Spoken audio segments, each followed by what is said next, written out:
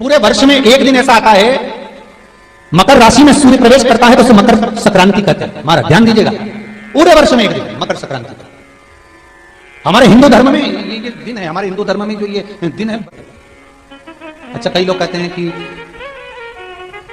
सूर्य की उत्तरायण का क्रम है, ये क्रम है, ये पूजन का क्रम है, तिल्ली के लड्डू का क्रम है, लड्डू बना लो तिल्ली का, इसका क्रम है। पर अगर स्कंद पुराण उठाओ तो स्कंद पुराण में अगर मकर संक्रांति के क्रम को यदि पढ़ोगे तो मालूम पड़ेगा कि पूरे वर्ष में एक दिन ऐसा था जिस दिन भगवान शिव और नारायण ये दोनों, इसलिए आज भी हिंदू धर्म में गुड़ के लड्डू तिल्ली के साथ मिलाते हैं। क्यों? उसका कारण कि शंकर और नारायण ये दोनों एक ही दिन एक ही पल गंगा का स्नान करने के लिए एक ही भगवान शिव।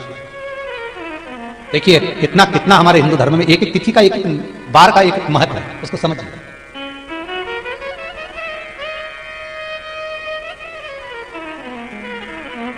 माता लक्ष्मी भगवान नारायण और भगवान शिव को स्नान के लिए गुप्त रूप से झांकती है। तो भगवान विष्णु ने तिरछी दृष्टि में माता लक्ष्मी को देखा, तिरछी दृष्टि। तो माता लक्ष्मी को देखकर भगवान विष्णु शिव जी को देखे तो शंकर भगवान ने कहा, नारायण हमने देख लिया, महारानी लक्ष्मी झांक रही है, हमने वर दे दिया है कि लक्ष्मी का एक नाम गुप्त लक्ष्मी रहेगा, ये छुपी रहेगी।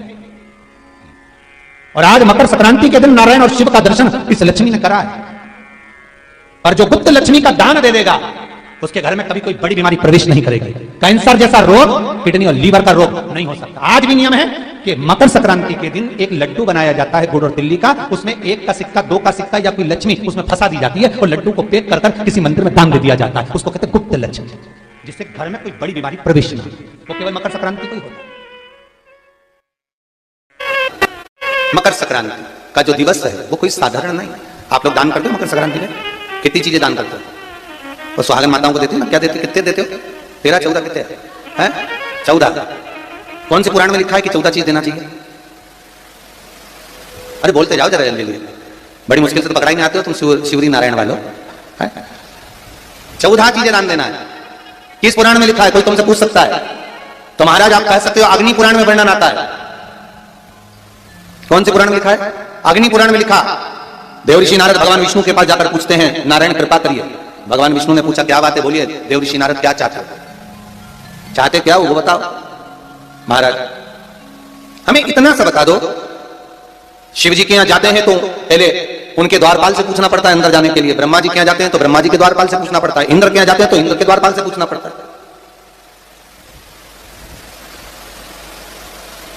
हम जितनी भी जगह जाते हैं तो कोई ना कोई द्वारपाल से हमें पूछना पड़ता है अंदर जाने के लिए।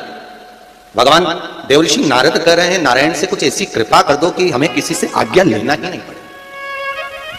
भगवान विष्णु तो उनकी बात को बस थोड़ा सा सुने और अंदर चले गए। नारद जी को लगा हमारा तो कोई जवाब ही नहीं दिया। नारद जी वहीं पर टिक गए, खड़े रहे, नाम जाप करते थे। विष्णु वापिस आए और देवऋषि नारद से कहा, एक काम करो, जब सूर्य मकर में प्रवेश करते हुए उत्तरायण की ओर जावे, उस घड़ी उस पल में देवऋषि नारद तुम 14 बार भगवान के नाम का, शिव नाम का दान दे दीजिए। भगवान नारायण के नाम का, राम नाम का, कृष्ण नाम का दान दे दीजिए।